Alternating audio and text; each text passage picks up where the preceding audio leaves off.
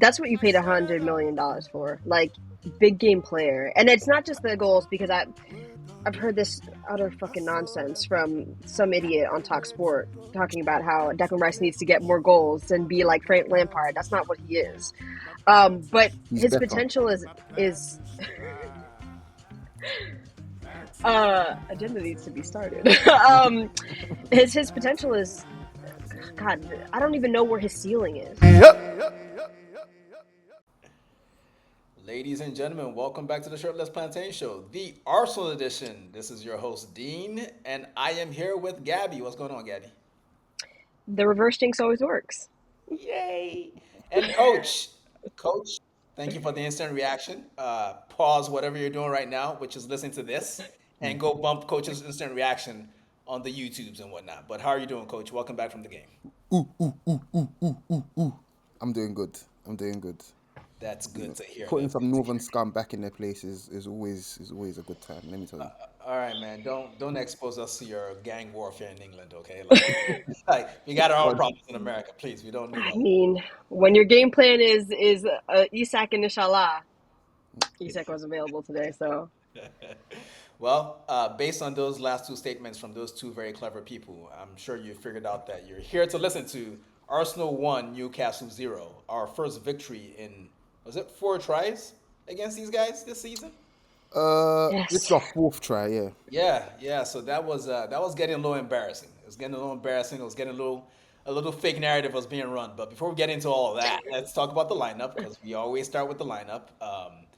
Really, it was as expected. I think it was Raya White. Timber didn't make it into the squad because he's carrying some sort of niggle. Saliba, Kivior, MLS, Five, Rice, Odegaard, Saka, Trossard, and Martinelli. Uh, the exciting thing for me, and I don't know if you were equally excited, I'm sure you were even more excited, Gabby, but Kai, after showing up at the training event and looking more brolic, is back in the squad. I was damn near hoping it would start. Was I wilding, Gabby? You were wilding, but you know what? I'm with you. I was like, you know what? Fuck it, put him on there. Let's see what happens. Just a little I bit. want to see the donkey. I want to see the steroid addled donkey.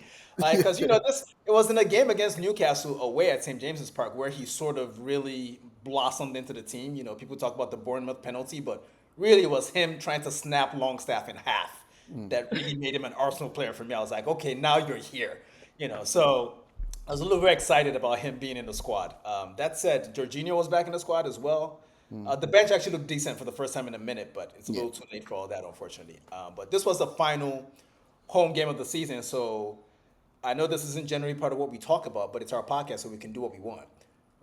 The guys launched a new kit. What do we think about the new kit? Gabby, you go first. I love it. I think it's really nice. It's like the first really nice kit we've had in a while. In my opinion, I don't like when we do multiple colors that are not Arsenal colors. Like the kit from this year that you're wearing, the one with the blue, it's not for me. I don't It, want to see no blue on the Arsenal kit. Sorry. it is technically like part of our colours, though. Technically, Tech. I get what you mean, but technically it is. Yeah. Sir, I said what I said. Coach, how you feel about the kit? Yeah, it was nice to see it out in the wild because that's how I normally just judge kits. Like, if it looks nice on regular people, not like finely tuned athletes, then you know it's a good kit. You know what I mean? So yeah, I like it. I really love the Gothic age, just making a real comeback. Like, I feel like the Gothic age should be part of us forever. Yeah, he's got the tattoo. We Gang, know. He gang, ain't himself. gang. I need y'all to see that. Like, I love that Gothic A so much. Like, It's part of our heritage. Yeah, It's part of it's a beautiful eye. my gateway into Arsenal. That was like the first thing. That was like the first sort of logo that I saw on like the thing where we had gunners going across the bottom of our kit, and I think 96 or 97. I yeah. want to say, I know the one like, with the yeah, Thunderbolt, the Nike joints. yeah. So that was like mine. I was like, oh, okay, this is us. This is Arsenal kind of. So seeing it come back, it's like it's always kind of been here. It's like saying hello to saying hello to an old friend. You know. Well said, Coach. Gabby, how do you feel about Red Sox versus White Sox? Do you care? I don't care. I'm gonna be real. I don't care. I think it more has to do with like what shorts matches with that. I feel like when the shorts clash with the socks, it just looks weird. If that makes sense. You can't have like red shorts with a red top, or She doesn't like Liverpool. I don't care about the socks, but the shorts matter more than the socks. That's fair. They actually have they dropped the red version of the shorts for the home kit on the website, and I might get myself a pair of those because I always want Arsenal merch, but I never want the shorts because it's white shorts. Like I'm not a Dominican woman, I don't need white shorts walking around and shit. Like Anyway, let's talk about some football. I happen to be a big fan of the kit. I think it's wonderful. I think it's I don't know. It's just been a while since we did just pure red and white, so I'm a big fan of it. So, all right, guys, let's get right to it. Coach, you were there. This was a shit start, wasn't it? Yeah, it was just typical of what we've been like in the league probably since the Real Madrid. Probably since the Real Madrid time. I think we've been just substandard and lackluster in the league. I think our last good win against a good side was a decent side, I think, was Chelsea. I think that was right before the home game against Real Madrid, if I remember correctly. Are you just saying Chelsea was a decent side because someone is in the room with you? She's actually left, by the way. She's actually left. So. That means you don't have to lie. Yeah, well, you know what I mean, though. Like, not relegation fodder. Basically is what I'm saying. Not United or Tottenham. So not this season. Yeah. So, Coach, sorry to interrupt, but it's been true for many months now that United and Tottenham are terrible teams this season. Yeah. Every time someone that's not me acknowledges that fact, it just cracks me up all over again. It's crazy. Shit don't make sense. It don't make sense, but I love it. Yeah, to me, because I'm hypercritical, it does, but it is what it is. But yeah, I think so playing this Newcastle side, who are state-backed, might I add, it was a good test of where the players are at, because second place was up for grabs. That's the bottom line. Second place was up for grabs, and they wanted it badly, and they couldn't get it. And despite, how well they played in that first half, despite Raya obviously doing what he did. So, yeah. Yeah, well, I'm glad you mentioned David Raya because while I would say overall this season, he's up there when it comes to player of the season contenders for Arsenal this season. I think when you step back and look at the whole season with some perspective, he's probably been one of the more consistent performers. But the last couple of weeks have been a little shaky, and today was no exception. Gabby, what do you attribute this to? Because I'm not mad. I think we can still win things with him for sure. But he's been a little sloppy lately, especially the kicking. I mean, the first. Oh, you wanna? I could do the rant early. I could do the rant. Listen, they talk about Juan Garcia, Joan of Arc. I don't care. Like, he's not my keeper. I don't care. Like, I just feel like from the beginning of the season, one of the first 5 games we played Aston Villa, right? Right.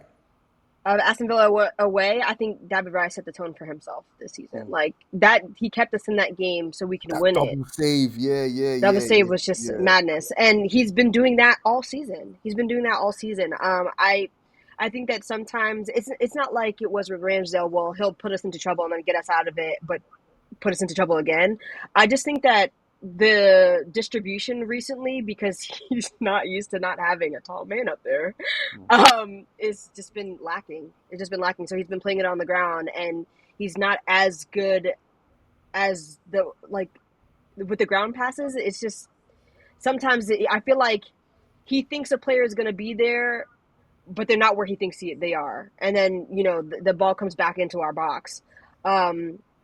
But even today, I was like, when people were like, "Oh my God, David Raya, are you on crack?" Like, I wasn't panicked. I wasn't panicked about David Raya. Like, I know he has safe hands, and we're coming for that Golden Glove. I'm leaving here with something. I'm leaving here with something. Yeah, I mean, to be fair to David Raya, like he had that missed kick. I still don't know who he was trying to find with that low ball that he played into midfield because.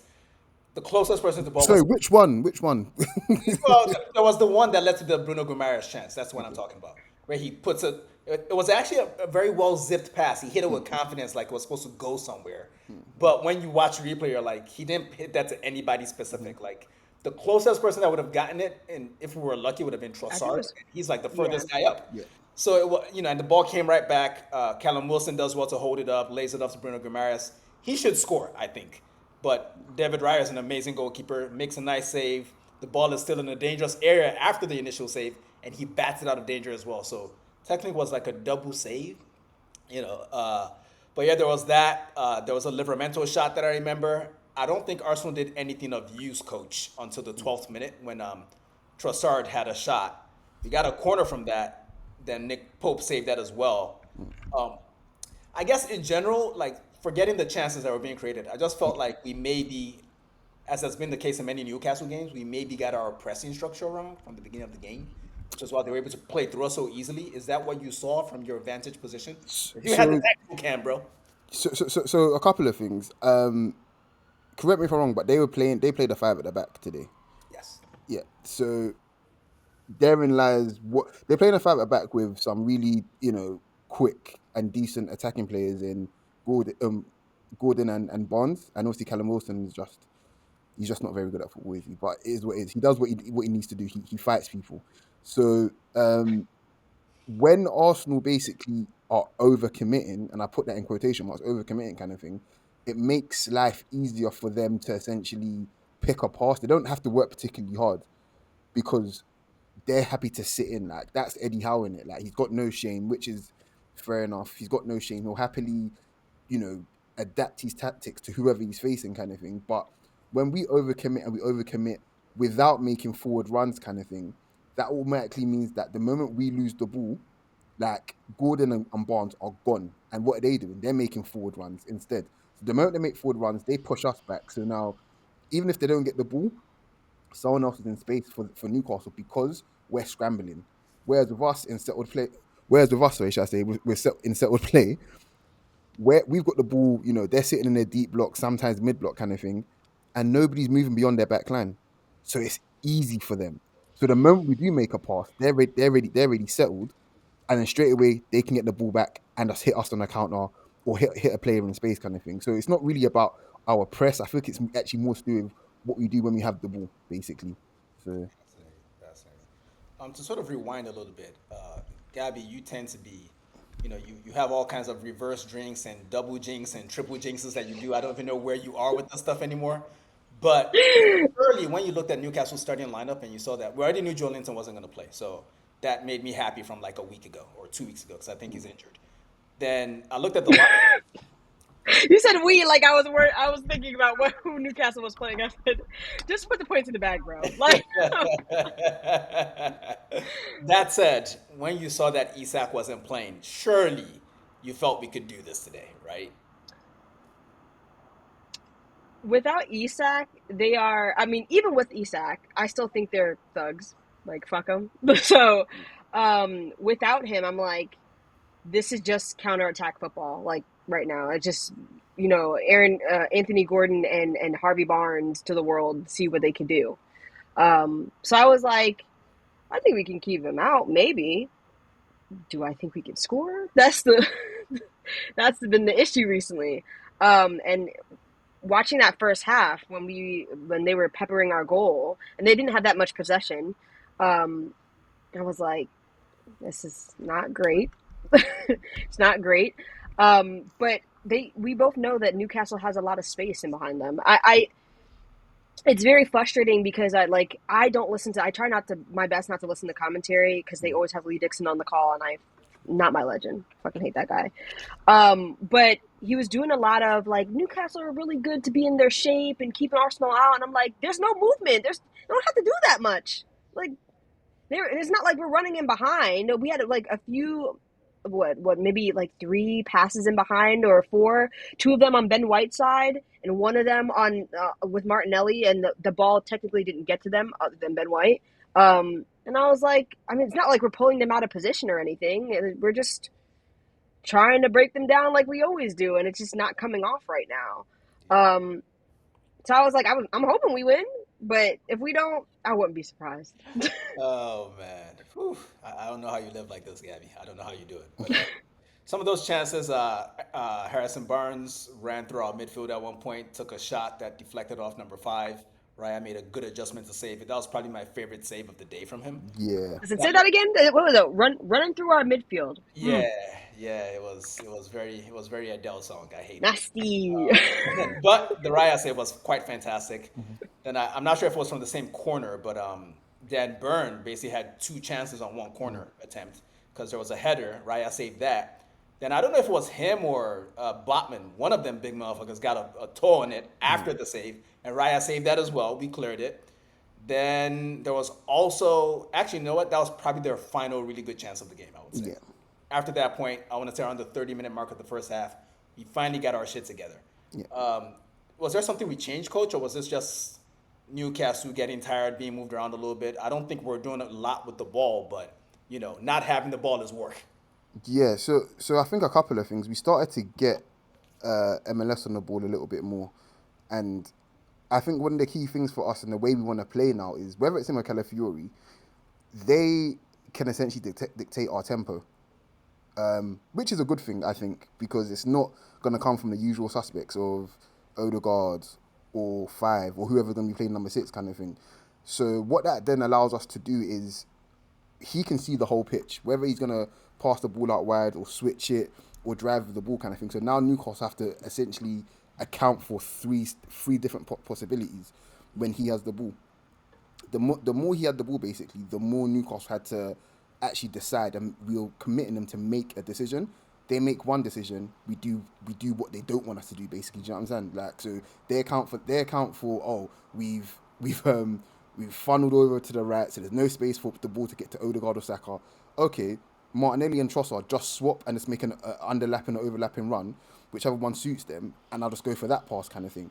And that was allowing us to not do much, in terms of way of chance creation, but allow us to gain more territory and just gain a bit of a foothold in the game, and essentially push them back to the point where whenever they did get the ball, their options weren't as much because they're too close to their own goal to make a meaningful pass, basically. So I suppose, I don't know if that was MLS getting the ball more. I don't know if that was a tactical change. I just maybe he demanded the ball more. Maybe that was it. So we're going to talk about this individual quite a bit, but Gabby, there was a point in the first half where Ben White makes a run into their box, and Dan Burn goes to ground, and this shit looks suspect to me. I don't know. What did you see in that moment? Because the commentary just kind of waved it off like, great call by the ref, and I was like, he kicked that man. So two things. I didn't think he got the ball personally, but I can't go back and say, go back on what I've said as a precedent for myself. I think that penalties should have a high threshold for being given. So I don't think he got the ball, but Ben White didn't protest about it. So I was like, you know what? Whatever, man. Whatever. I'm not gonna be upset about that not being given. But I really don't think he got the ball. It looked, the trajectory of the ball, it just looked like it ran through to the touchline. Like he didn't touch it at all. Right. I was like, you took out the man though. Like what? Yeah, it's interesting when they choose to look at those again, because I think certain teams would have gotten that call. I'm just saying. I don't think it was. Not us though. I don't think it was a penalty. I really don't. But I've seen teams get those calls before. Go on, coach. Can I say what about if it was Saliba making that tackle? Hey man, what if it was Saliba headbutting someone's foot? That is true. What if it was Miles Lewis-Skelly? That underbelly is strong. The underbelly is definitely it's now it's an under fupa, I think, at this point. All right, that has been our show today. Let's wrap it up. Arsenal 1, Fupa United 0. Back to you real quick, Gabby. Obviously, Nicolas River came in with a new tactic today because I know he does his job. Even if we don't get the results, we know the man does his job. Clearly, he saw something in Newcastle's corner setup where he decided we're going to do short corners today. And we did a couple of them. I think I counted 3 of the 6 or 7 corners we had where we went short. And they were all kind of shit, weren't they? So I feel like the short corners did what they were supposed to do, but the players didn't do what they were supposed to do, if that makes sense.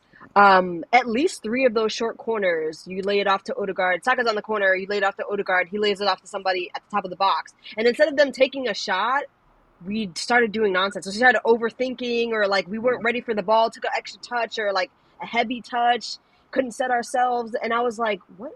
Why are you guys making this so hard? There's so much space at the top of the box. Even the Odegaard one where he ends up at the top of the box and takes a shot, ballooned it. Like I don't know what was happening. I was like, like you can switch it up. If you need to take the extra touch, lay it off to a man and then cross it into the goalkeeper, then do that. But they didn't. They never did that. I felt like we started trying to overthink and then trying to do the let's just break them down thing. Let's recycle. Like why? Yeah, I wasn't a fan of it either. I was confused by it because I felt like the first corner we took was a Saka corner, and it led to a header from five that Pope saved. He was lucky to save it. Really, he had to do the starfish thing. Yeah. But I feel as if the execution on those short corners was very indicative of what looked to me like a general fatigue throughout the team. Coach, you were there in person. Did you get the sense that the intensity wasn't quite where it usually is? It was just pretty much Liverpool first half again. That's all it was really. It was just pretty much Liverpool first half again. But just on the corners, just on the Odegaard shot, I was pleased.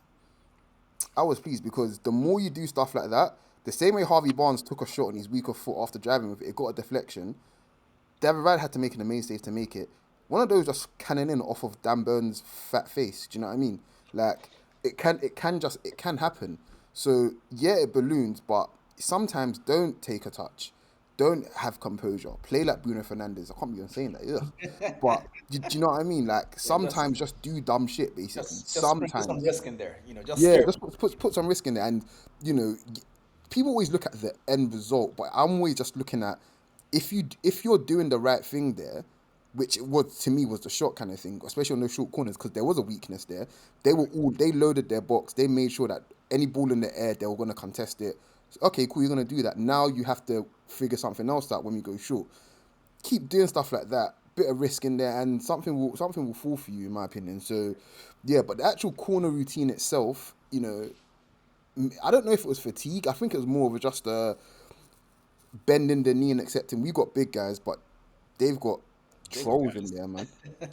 They've got trolls and whatever else in there, man. So You know when what you sound like? You sound like Ant. I'm saying they got KD, but we got Jaden McDaniels. yeah, Like basically that's what you basically like, sound. you know, we got Saliba, but they got Dan Burn, who's like five Miles Lewis Skellies at this point. Like he's just I ridiculously thought you were small. gonna say like he's like 5'20" in height. Yeah. Gabby, this is yet another moment for you to shine and rant. But I want to say the MVP of the first half for me personally, and I don't know if you agree. We're about to find out. Was actually Jakub Kivior. I feel like he was the only person willing to take risks on the ball. He was the one playing vertically. Five had a stinker in that first half. Was fucking terrible. Saliba was a little passive. Maybe he was already carrying whatever it was that made him go off at halftime. Odegaard is Odegaard. Saka could barely get on the ball because Newcastle was, they designed their whole setup to block him from the ball. So Kivior was one that was sort of trying to force people to run in behind. Every time he got on the ball, Martinelli actually looked a little spry, like, okay, I'm going to make a run because this guy's actually going to try to find me. I guess the question for you is, he's been linked to Napoli, who are playing at the moment. Stop watching that game, Gabby. I know you're watching on the side. Stop watching that game. Watch Inter Milan. They're the real champs. But is this someone we should be agitating to keep, or is this just a Berta transaction waiting to happen? So I don't think we should be agitating to keep him. I love Kiwior. So as somebody who's a part of Kiwior Hive, I would love to keep him. Kiwi Hive, we're back up. Yes, We back up. I remember quite distinctly about a month ago me saying I would keep him. Everyone else was like, yeah, we can get good money for him. So Why are yeah, you talking about old shit, Wait. man? What's wrong with you? Like every time. Like nobody listening Did I remembers interrupt this. you? I'm just saying I will remind the people if I have to. So. Listen, I'm just saying I don't think we should keep him. I don't think you should like press him to be kept, if that makes sense. If he wants to go, then fair enough. If somebody comes in for a good bid, then sell him. I know Arteta is itching like a fucking crackhead to get another defender. I know he is. So if Kivior wants to go, and I think he does, I think he wants to play all the time, then sell him for a good price. But I don't think we're like actively looking to like kick him out the door. That's what I don't think. I'm okay with keeping him if not a good enough bid comes in. Fair enough. Well, the rumors are that Napoli is interested and Arsenal have set a price of 35 million euros or whatever. Call me crazy. I think that's a little low. I Hundred agree. percent, 100%. Okay. This is a Champions League level, deep run Champions League level centre back, basically. That's part of the best defense at the very least in England. At the very least, like so. Yeah, I'm sorry. I need that big 5-0, man. Dead ass, bro. I Like, need that big 5-0. if Kivior were to get mugged on his way home from the Emirates today, they would find a Kylian Mbappe in there. Yeah, That's a $50 million defender. I don't care. Like, fuck a Dean Hoyson. Fuck a Dean yeah. Hoyson. Yeah. Shit, you know. But yeah, if he happens to stay, I'd be very excited about that. And if he leaves for the right price, I'll be equally excited about that. I mean, I will say, I wouldn't mind keeping Kivior, of course, but like, if you're going to keep him, you have to convince him to stay. You know what I mean? Like, I know he knows that people are knocking down the door to get him. I know he knows that their team's interested in him. You have to convince him, convince him that he will play enough games because Arteta is very bad at rotating. Unless players get injured, you're not seeing the pitch. Here's my thinking. Because Gabriel will be 28 by the end of next season, I want to say. You want to put him out the pasture? No, no, no, Damn, no, not no, even no, out no, of no. his 20s yet. No, what I'm saying is, and he's come off the back of a hamstring injury, right? There's more chance. I'm not saying it won't happen, but there's slightly more of a chance of Gabriel not recovering to play at the same level, same intensity every week, right? Like he has been prior, than it is of him just coming back, at the same level kind of thing. So a way to mitigate that is to manage his minutes more with a ready-made replacement that's already proved that he can come in for 2, 3, 4 games already. You know what I'm saying? Like Gabriel not playing every minute of next season isn't a disaster if Kiwior level player is there. Do you know what I mean? So that's where you convince Kiwi and say, look, you're an important cog of this team because we need you. You helped us get to a Champions League semi-final. Do you know what I'm saying? Like, so we're gonna need you in important moments. If you can play important minutes in and around the Champions League run kind of thing, why can't you play more minutes at any other part of the season? Do you know what I mean? So that should be the pitch to him. So. I think they'd have to add some money on top too. Oh yeah, of course. I mean, what That too. he's literally 2 years in, just over 2 years into his contract. So Yeah, you extend his contract by a year or two, Yeah. bump his pay up, and maybe he'll stay. Yeah. Because you do make a strong point. The fact that Gabriel is, Coach DiCaprio over here was like, he's over 25. You got to put him out to pasture. that's nasty God, business. man. His hamstrings are droopy now. Don't worry, Gabriel Hyde will be back. He'll be back. All right, that brings us to halftime. At halftime, I'll just speak for everyone and say, I thought to myself, well, that fucking sucked. When can we see Kai?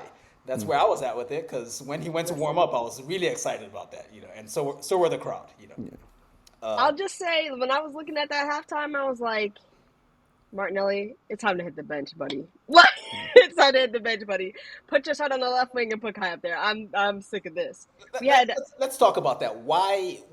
I think I know why you wanted him on the bench, but how exactly did he offend you during that first half? How did he offend me? To me. Well, let's start. No, Let's not start you. with the fact that multiple times, two off the top of my head, two times, this man was 1v1 with an old ass defender, Fabian Schär, at your mercy, and you don't run at them. Slow the game down. Wait till the defense sets. Pass the ball back infield. Nigga, what? Your whole entire spiel is pace. Run. What is his problem? Oh She my called God. that boy Gabriel Nigatelli. That's wild, man. He But just yes, got so bad, bro. I was also frustrated by those moments. I felt like, this is just the basics. Like, put it this way: when a player on your team is proving Lee Dixon's commentary correct, something is going very poorly. Something is going poorly. When Lee Dixon is like, "Nah, you got to take those guys on," and I'm like, "Yeah, Lee Dixon is right. Yeah, you've upset the balance." But we're gonna get to the second half in a little bit here. He was definitely much improved, like the rest of the team in the second half. I'll give him that. We have to give him that. He was much better. What happened with Saliba? It's been a couple hours since the game. Does anyone know? Because I don't know. I didn't look it up. I don't know, and I couldn't give a shit. I need him in Ibiza. I need him in Malta. I need him wherever, just far away from the team. It's like, you can rest now, sir. You've done your job. Seriously, like I need him hanging out with David De Gea.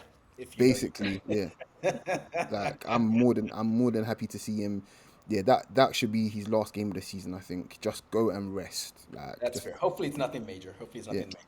But I gotta say, people, outside of the whole left foot, right foot thing, because we ended up playing two left footers in our central defense, I was actually excited to see Calafiori play Oh yeah. in the middle of the pitch.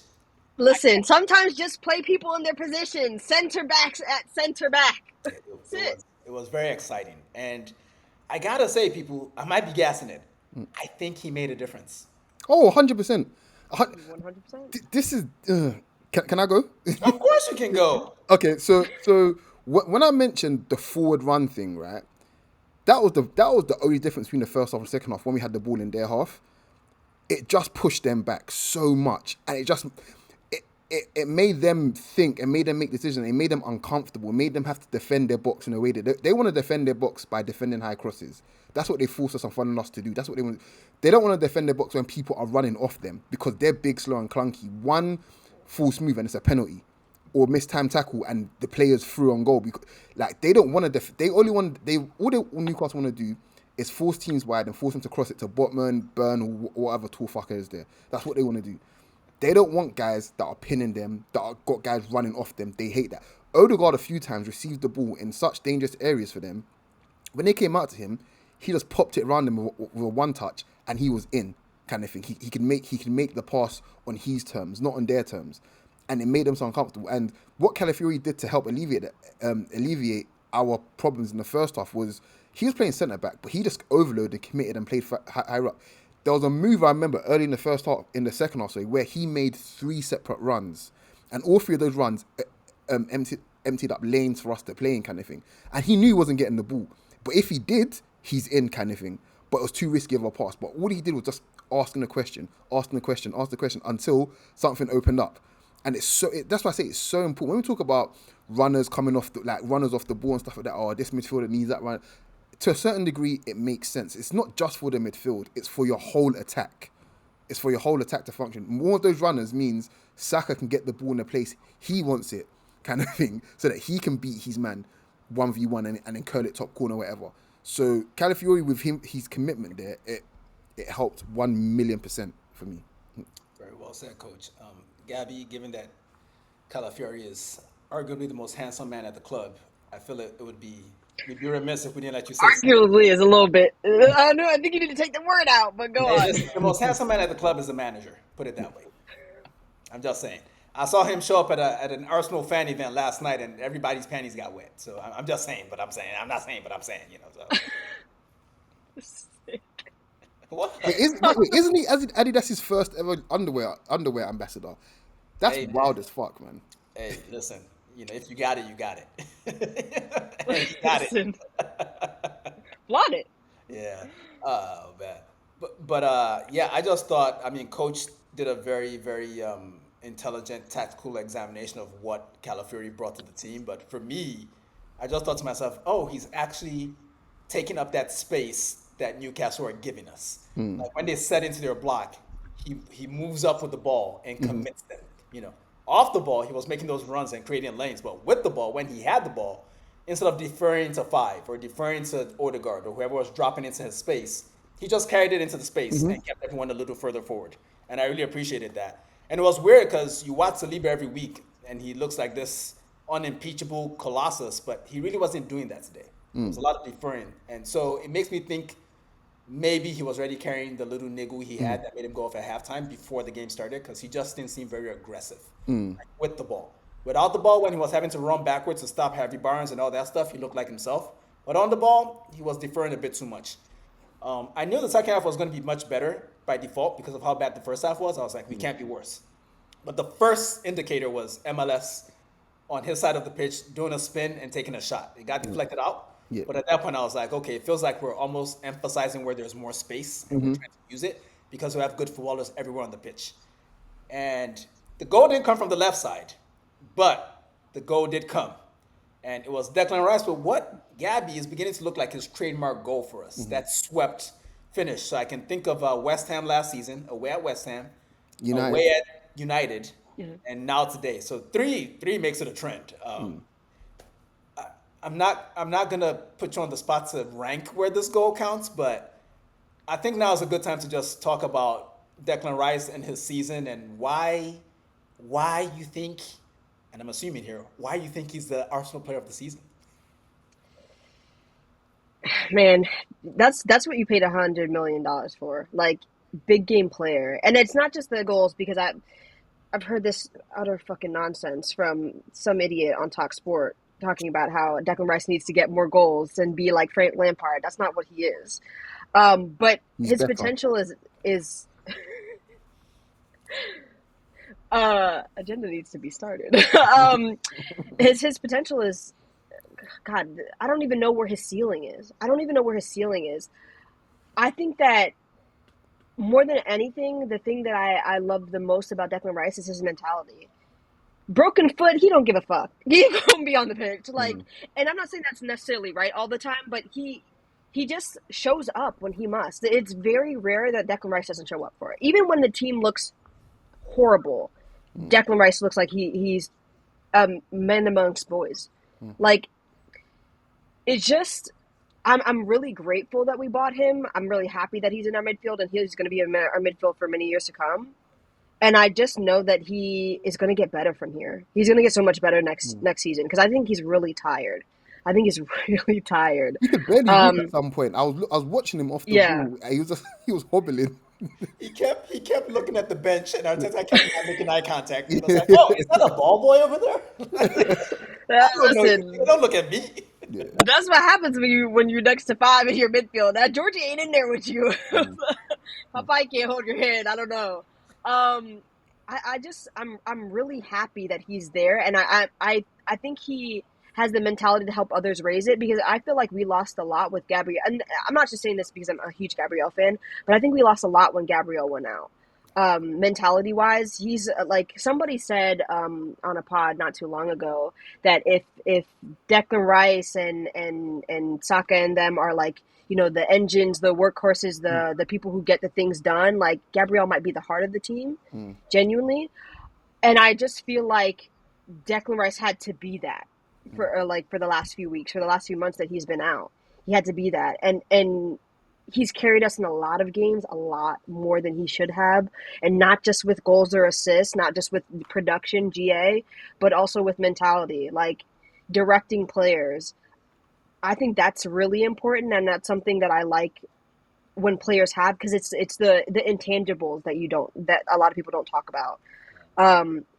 But going back to the goal, fantastic goal. It's definitely going to be one of his trademark finishes, other than hopefully more free kicks that we see. I would love to see more of those. But I love, one thing I love a first time finish. Don't think just hit the ball. You know where the goal is. You are in the 0.01% of top, like, professional footballers. You know where the goal is. Hit it. Like, it's the goalkeeper's job to save it. That's all it is. It's a goalkeeper's job to save it. Just put it on target. That's it. That's all I'm asking from you. Right. Coach, I want you to speak on the goal as well. Gabby was so eloquent, because it's an opportunity for you to hate on a Newcastle player. A certain player in the team gave the ball up. I don't know what he thought he was or who he thinks he is, but He's a fucking bitch. That's what he is. Like Anthony Gordon. No, Anthony Gordon is a Trump loving fucking bitch. That's what he is, right? And he looks like a parakeet as well. And I don't like parakeets. So there's that. But yeah, he for some reason he kept on doing it most of the game, where he'd take the ball in field and start trying to do this whole sort of wide playmaker bullshit, which is like, that's not your game. You're just an athlete. You're just a runner. Just do that part in it. Just do that part well, and that's it. Don't try to do. Put the runs in the bag, bro. Put the runs in the bag, bro. Don't and then he got caught out with a rubbish first touch, and Saka, the actual good footballer here in this situation, just took the ball off him and said, thank you, sir," and gave it to Odegaard, another good footballer, and Odegaard put it on a plate for Declan Rice to do what he does. And I think the three players combining for that goal there, I think this season it was true for it, and next season it was true for it. Arsenal are going as far as them three players can take us. Regardless of what signings we make, Odegaard, Saka and Rice are essentially, if we're going to persist with Odegaard, which I'm 99% certain we will, we're going as far as those guys take us, kind of thing. And it's really nice for refresh to see them combine for a goal. I think the Odegaard and Saka thing, when it works well. There's barely any other combination in the league, let alone Europe, that's as good. But you add another player to it who can also get in on the act kind of thing, and now you're in business and teams are in trouble. So I think them three players for me in the final third, when we're building up, we're trying to make things happen. The more those guys touch the ball, the better it is for us, and the worse it is for other teams for sure, man. So Well said. One more thing on the go before we move on, or it's really a generic question for either of you to answer, especially those of you that are not watching the Serie A. If that's Declan Rice's trademark goal, him sweeping the ball in from the right side of the pitch on his right foot, yeah. why don't we have him on the right side of the pitch more often? That's a question for your manager. I'll tell you a couple of things which I've noticed, and I know, right, I know for a fact that it's what's the one called that it's it's a little too late and whatever else. But basically, I've seen a lot of freedom in our attack and our attackers in the last month or so. Not just from our front three, but from the guys behind them as well, where guys are getting the ball in many different areas, kind of thing of the pitch. Play areas that they usually aren't. We're not accustomed to them to seeing. And I feel like that's an evolution that he's starting of our attack from now, rather than waiting until pre-season. And now it's happening now. Maybe it could have happened, half a season ago, kind of thing. But I will say is that with that happening now, teams like Newcastle, who were essentially their cup final, they're set up to essentially play us, kind of thing. Now you've got new problems now, because what about if it's not Odegaard, with these flashy touches getting around you? What about if it's just Declan Rice just bulldozing past, you guys instead? How are you going to deal with that kind of thing? So it's just, I want to see it more, and maybe it hasn't happened as soon as it should have, but I think Arteta's learning that he can't just have his best players in their optimal zones all the time. Sometimes having players that are not in their optimal zones actually can get you more rewards as well, Absolutely. I mean, that's why we've seen in recent weeks we've seen Martinelli down the middle. Yeah, We've seen yeah, yeah. Saka like more in the half space than being a touchline winger. In the So middle as well, actually, to be fair. yeah. So it's nice to see the manager evolving. I mean, there's been a lot of for me false debate about the manager's status at the club, but I think it's safe to say that if you saw the speech after the game, it's very clear that he's not going anywhere. And if you read Josh Kroenke's address to the fans that was posted on the website before the game, ain't shit changing. We just adding more to the fire. That's it. But the guy in charge of the fire stays in charge of the fire. After the goal, the game kind of opened up a bit. Saka had a shot that knocked Botman over, hit him right in the head. There was another great break that was set up by a ball from Rice to Martinelli. He did a great hold-up job, laid it off to Odegaard. He plays it into Saka, a weak finish, but it was a really nice break, the kind of break that we don't see that often from Arsenal. We always seem to mess those up, so that was really nice to see. Newcastle made a triple substitution and changed their system. I think they went to a 4 at the back for, I want to say, the last 25 minutes of the game. Mo Kraft came on. His first action was to pull Martinelli down in what could have been a denial of an obvious goal-scoring opportunity, according to some referees in some stadiums. But that didn't happen for us. Ben White took a shot from like 30 yards out that almost went in. Whistled I like past, that a lot. yeah. Yeah, Penny Gabby. Blanco, you move me. Yeah, You move me. He was doing whatever in that second half. right. I said, This is a good part to talk about Ben White because we haven't seen him for what is essentially most of the season. And, we played a guy coming off an ACL injury so much that at the end of the season, we're probably not going to see Urian Timber until next season at this point. But have you seen enough from Ben White in his limited appearances this season, post-injury, Gabby, to say that, okay, we're getting close to getting our guy back? absolutely. I think it's disingenuous that people online are doing. I thought it was disingenuous at the time, months ago, but even more so now that he's back. That people are doing this thing where like Ben White's not getting his spot back. He's cooked, or we should just sell him off, not even keep him as depth. He's lost his pace. I'm like, this guy just came back from a knee injury that kept him out for all of this season, and he played with it for all of last season. Like, do you guys understand that Timber and Ben White swapped positions this season? Like, Timber got the ACL first game of the season last season. Didn't play the whole season, so Ben White had to play through his injury the whole time, and his form dipped just a little bit during that time, but he's still pretty consistent.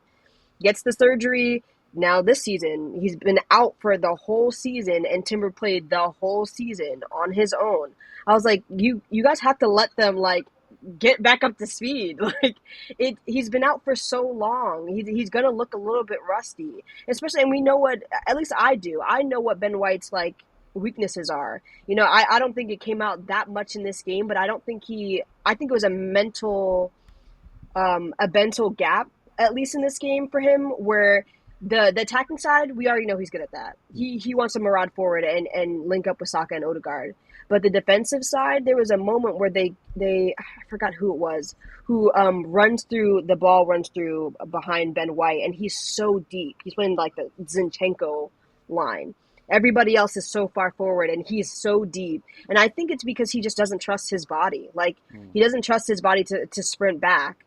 He wanted to give himself some extra time and be closer to the attacker. And I'm like, that's not going to happen next season. Once he gets some time off and gets to really rehabilitate his knee, I think he'll be okay. He did mention as well that I think I saw it from Arteta. Arteta said that Ben White has said that he wants to train every day during the summer just to get his body right. Which, again, don't get me wrong. I'm not surprised. Let me be clear. That's probably not a good idea because where is the actual rest which you need? But there's value in that. Again, that, you know, I don't know what the name of that no-mark coach was that said he's more concerned with his tan. I can't remember who he is. But anyway, that fucker over there, you know, painting this idea that Ben White isn't a serious professional, whatever else kind of thing. That doesn't sound like someone that's not a serious professional to me. And, go on. Coach, it sounds like a deadbeat. Yeah. A man whose wife is about to deliver, and this motherfucker saying you go and train every day. Nigga, if you don't go be a daddy, motherfucker. Like, go be a daddy. Basically, that's a good excuse to be fair. I might try that. Anyway. That's great. But the point is that this is probably Ben White at 40%. Seriously, like he's no, like the Ben White that, you know, of last season and the season before was physically just so, like, he was so aggressive. His weaknesses defensively come from the fact that sometimes he may overcommit, and obviously sometimes he's playing against every team's best player, basically. Like he eloquently put, every team he plays against, their left side of the attacker most likely will be the best player on the team. Ben White has to play against that pretty much every week. So if you come up against a Wissa or a Rashford or a Anthony Gordon or whoever every week kind of thing, the chances are you're gonna have one or two bad games over across the season kind of thing. Like, it is what it is. But I don't ever really worry about Ben White defensively. I genuinely don't. Like, I genuinely don't worry about him defensively. I worry about his body. I don't worry about him actually letting us down defensively. So yeah, I just want to see a fully fit Ben. Like most of us, I just want to see them fully fit, refreshed. If we get that, I will probably not watch as many games next season because I will know the result already. So.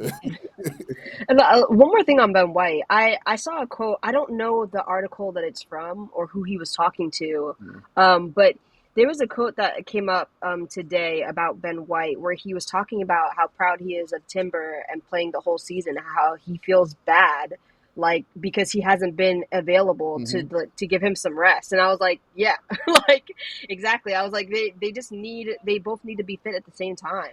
They just both need to be fit at the same time so we can adequately give each of them rest, because they're both really good players who give us really good things.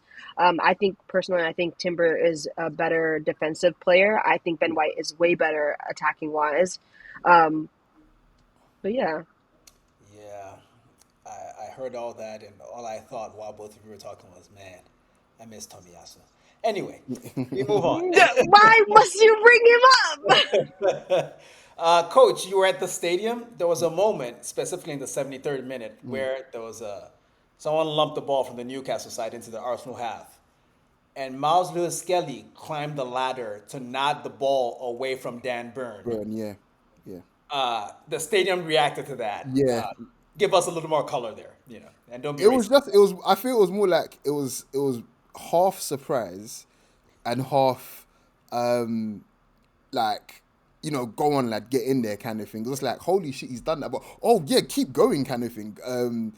Yeah, I think Dan Burn as well might have been looking for a foul. I haven't seen the replay yet, but I feel like he was looking for it, because usually what happens is with goalkeepers, tall players, if somebody out jumps them kind of thing, it's usually because they've been fouled. That's why they didn't get the ball kind of thing. And I feel like Miles just put his nuts on that nigga's yeah, man, you just put him on a poster, man. Like that. Oh, I can't stand Dan Burn, honestly, man. Just a nasty player, man. All of their players are just nasty, man. Like, to me, whenever I see the players warming up, you can literally see the steroids and the hate in their eyes. Seriously, it's just nasty. Like, I don't get why they dislike us so much, but you can actually see it in their body language, and it's weird. Like, Hey, man, what is it? I call it the Troy Deeney disease. Like, they all got it. It's crazy. It's just weird, man. It's just Everybody's our ops, man. We're the main character, always. It's wild, man. But I love it, man. I love it, all right, Gabby. I know this game was important because we needed the 3 points to lock in the Champions League qualification, but I'll be honest with you, I ain't give a fuck about none of that. Because in the 74th minute, my boy, Kai Havertz, came back looking like Arnold Schwarzenegger. Yeah. How pleased were you to see the greatest German to ever live, the most successful German to ever live, the most dominant German in European history to ever live, return to the Arsenal lineup? Listen, I was excited. I cannot even describe to you how badly I miss Kai. How badly. I know Moreno has been very good for us at the 9, but man, we missed Kai so badly. And I think Odegaard's missed him too, badly. And I actually think that Saka has missed him a lot too, because I saw a video of them talking after the game. They were telling me, I was like, yeah, you missed your boy. Saka Verts was going to get us out the hood. We started the season like that, and then we went down a rabbit hole. Yeah. Man, seeing him, I think what mattered to me most today is when he got up to warm up, and the fans gave him such a warm reception. Like, who would have thought? Like, who would have thought this would happen? Right. I'm really excited for him. I'm happy he has found a home with us. I just want to be clear here. Kai Havertz might be the second most popular player on a match day after Saka. Genuinely, he is, to a man, he is loved. Like, I looked down kind of thing, and I heard the crowd going nuts. I already knew he was warming up. I literally already knew he was warming up already. Kai Havertz, to a man, is loved. And it really warms my heart, because it's not easy moving over from Chelsea, and like, the players we bought from Chelsea just haven't been good. Let's be frank here.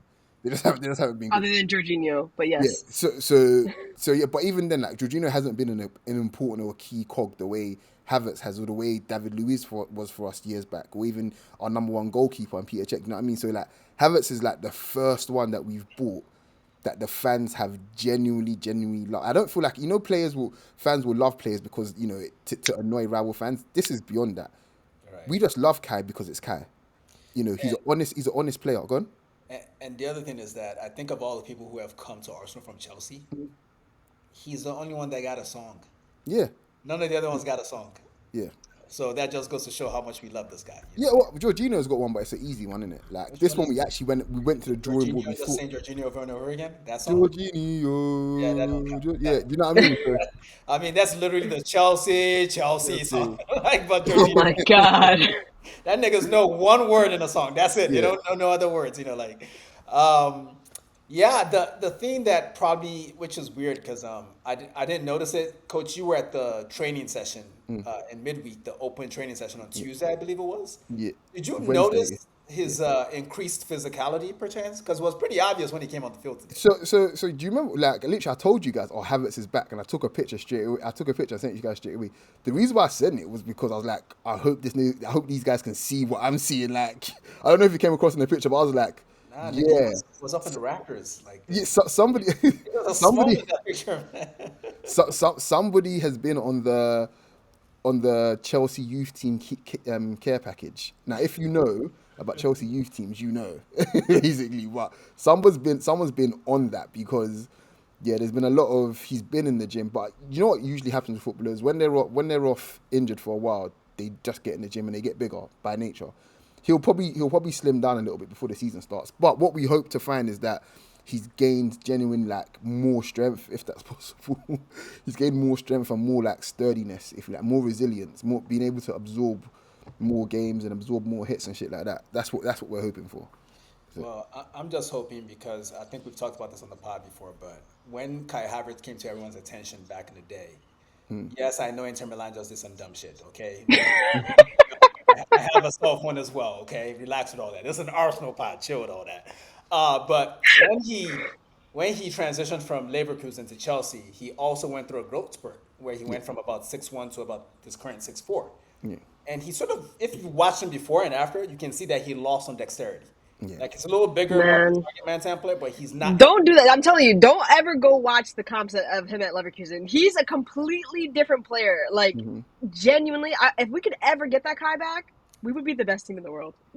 And that is my suspicion. I feel as if now that he's actually filled out his body a little bit, that maybe, just maybe, I didn't see it today. I ain't gonna front. Like he didn't do a lot today, game state. But if we can get that player back, oh, it's him and Saka gonna be going head and head for the most loved child on Two Manchester. man step, But baby. I think as well that version of Kai we have to accept as well probably isn't anywhere near as intelligent as this version of Kai, and probably understand the games a bit more. So he's a bit more of an individual there. And on top of the fact as well, he's playing in Germany where German football's not meant to be understood. It's only meant to be experienced. So he's going to be doing things over there that just physically aren't possible over here because of the type of game we play over here. So Kai will always have my maximum respect, not only because he empties the tank every week, but he's willing to sacrifice. Like he's just willing to sacrifice. Like all the tricks and flicks and the carries he was doing in Germany kind of thing. All due respect, he's got Saka hair, he's got Trossard hair, he's got Odegaard hair kind of thing. Like we don't need that Kai Havertz. You know what I'm saying? I'll take him though. That's Oh yeah, that'll be great. That'll be great. Don't like get me wrong, but I'm more happy with the battering ram, with the guy that liberates the rest of the attack kind of thing. I completely concur. I'm Yeah. just saying I don't need tricks and flicks. What I need is for him to look like an adult out there all the time, not some of the time, all the time. I don't want to see that I'll Bambi take shit. both. Yeah, But yes. there you go. Let's be greedy about this shit. We can. Yeah. I mean, why not wish for the stars? That is true. That is true. Let's wish for the stars. But I do have a suspicion that, because Arteta was saying in his press conference pre-game that the medical staff had always told Kai that he had so much physical potential, but because he hadn't had a break over the last 4 seasons, he just kept playing. You can't pack muscle on when you're just running all the time, emptying the tank every time. Like you can't bulk doing that shit. So now, I mean, he looks like he's packed on an easy 10 to 15. Like from what I'm like, that little thing he always wears the A long baby weight. the compression shit that always looks like loose. It should be looking like a loose do-rag on him and shit. The shit is pulled out now. Like I'm liking it. So can't wait to see him next season. And you can tell how much David Raya missed him because I don't think he hit him with. I think he hit him with the first pass, and everything else was out of bounds. He didn't. He don't know how to reach Kai anymore. So hopefully they figure that shit out. Dan Byrne. This is the part where we all get to call him a cunt. Yeah.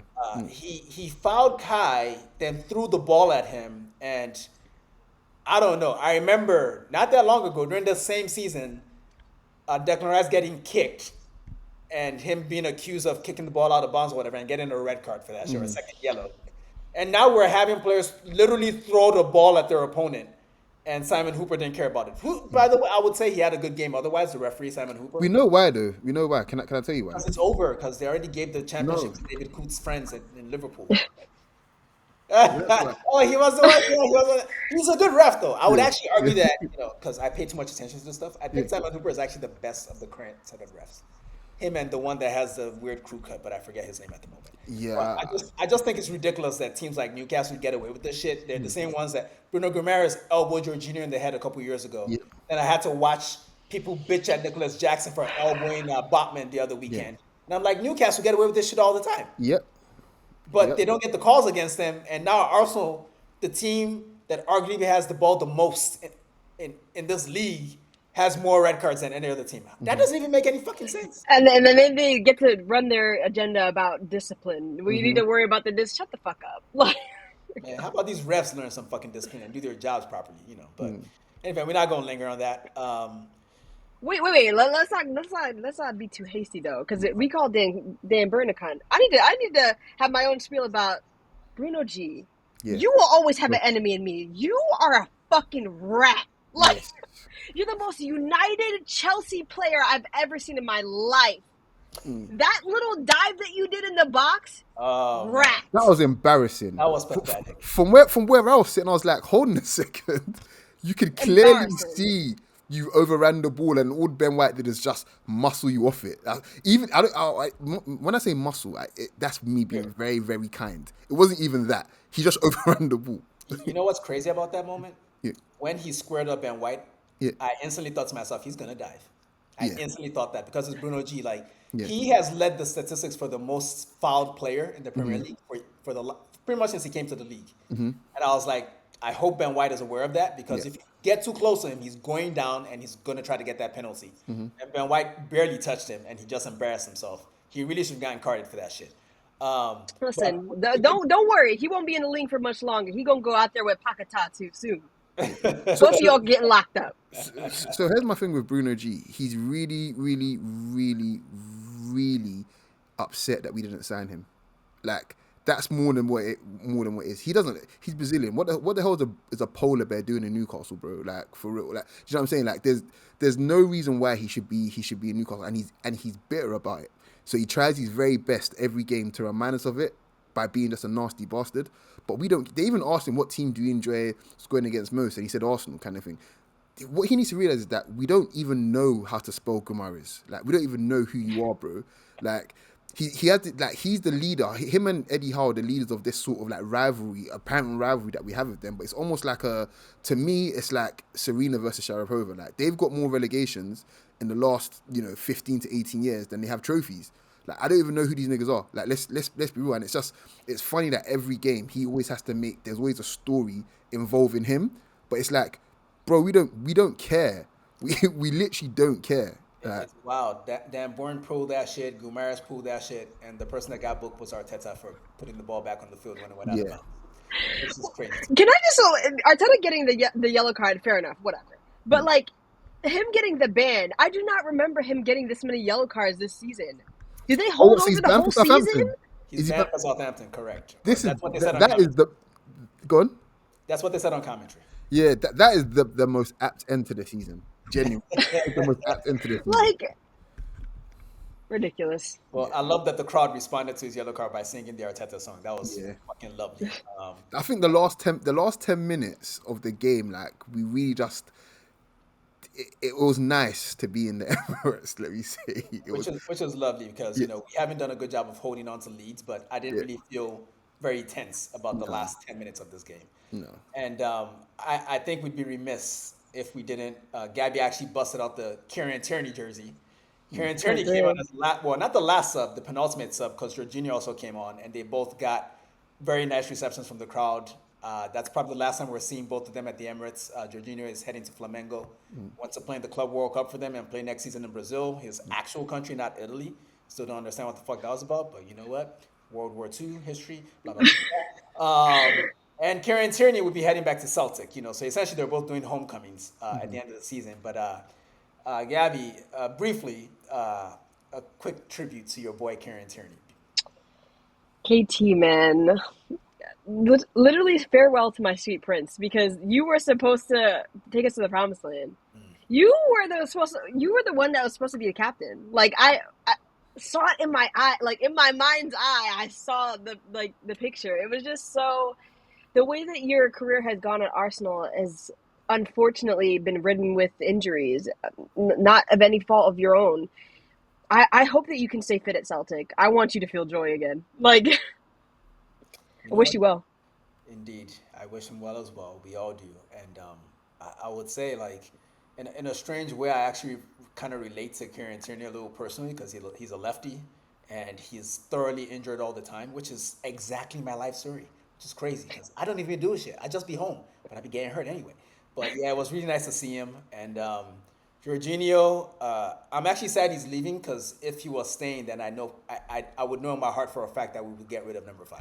Yeah. But at the moment, shit is kind of shaky there. I'm hoping Andrea Berta has watched the last couple games because I'd much rather we open up that salary space and bring someone else in. Just bring someone else in addition to Okay. who is going to change your fucking lives, by the way, people. Just wait till this motherfucker shows up. Like, coach gonna be hating because it's not Adam Wharton. He's, a Brexit nigga and shit, but trust Not me, even. I don't mind. I don't mind Zubimendi. I genuinely don't mind Zubimendi. But yeah, Adam Wharton's Adam Wharton, man. Like it's Adam Wharton, bro. He's no Zubimendi. That guy is going to be another Englishman in Spain. I promise you, he will be at Real Madrid soon. Nah, y'all pushing it a little bit. Nah, he'll get his big move. He'll probably end up at City if they're not relegated. But yeah. Before we head out, I know we already shot on Lamburn a little bit, but what the fuck was the kerfuffle at the end where he like shoved Kai and it turned into his whole He's just thing? being a dick. Like, he got mad at Raya for getting the ball, and I was like, bitch, you guys brought your goalkeeper up to score. Shut the fuck up. Like, Here's the thing, right? I don't know if it comes across on TV, but for the last God knows how many home games, pretty much since Liverpool confirmed the league, away teams have been singing "Second Again Ole Ole." Basically, that's been the song they've been singing, right? And we didn't get a single utterance of that from Newcastle fans. And Newcastle fans love to sing dumb shit about other clubs, especially our club. And we didn't get a single utterance of that today because them guys won a second place so badly. They were desperate for it, dying for it, kind of thing. And they couldn't take the piss out of us because they knew what was at stake, basically. And they were desperate for this second place that most people were taking the piss out of, basically. Bournemouth were doing it. Do you know what I mean? Bournemouth were doing it. West Ham were doing it. God knows who else, kind of thing. But the simple fact is, Brentford as well, actually. But the simple fact is, these guys take themselves so serious, rightly or wrongly in my book, that they couldn't even muster up decent banter because they somehow think that there's a rivalry there. So it bleeds into the players. It's obviously come from the manager. To me, I feel like most of the hard work has been done by the media, kind of thing, to drum up this sort of idea that Howe and Arteta are at odds with each other when really they couldn't be, like, literally geographically and even in terms of class, they couldn't be further apart, to be honest. Like one manager sends his players out to kick the shit out of his opponents every week. The other manager just asks his players to be better than their opponents every week. So these man and Dean, I think you've mentioned before as well, these pundits, they obviously don't rate Arteta, didn't rate him as a player, and think he's had an easy ride getting the Arsenal job, kind of thing. They've allowed that to bleed into their quote unquote analysis, and they've drummed up this sort of counter Arteta in how for people to now, I say Newcastle fans and people affiliated with Newcastle, into thinking that there's some sort of tension. There isn't any tension there, bro. We don't give a fuck about you guys. You guys put us all the way up in the clouds when we come to your ground, kind of thing. And technically that shouldn't be allowed as well, kind of thing. Like, we can't even have decent banter with you at your ground because we're so far away from you anyway. Do you know what I mean? So it's just like, it's just weird. It's just this weird thing that they've done now. It's just, to me, it stinks, man. I think it's just standard. Like, there's always some club that's not really on our level that's trying to be between the media. I remember when Leicester was the new top 4 team and Arsenal was out. Like, it's always some club that media wants to. It's not even some club. It's everyone's our ops. No matter what people say, and I know like people hate Manchester United, but no matter what people say, Manchester United and Arsenal will always be the main character. You can't. If you need engagement, you go and tweet about Arsenal. It's a fact. Like, that's what they do. It's what they do. They will find some thread to talk about Arsenal in any capacity, especially if it's negative. Yeah. I'm glad we did it, though. It's nice to go into the final week of the season not really worrying about something as goofy as Champions League qualification, because that's not really what Arsenal does anymore. Arsenal is an elite team with elite players and an elite manager. And I really, really hope that even if Arsenal have decided that, you know what, we're not spending 150 million on Alexander Isak, I hope they spend the whole summer making derisory bids. Yeah. Just stirring shit up. Like, hey, would y'all take 75? How about 75 plus 1? How about that? Like, just do that shit all summer. Sign Shesko or sign Jokers and still keep doing it. Yeah. Fucking window ends just to troll these niggas. Like, if they want beef, let's give them beef. Like, fuck it.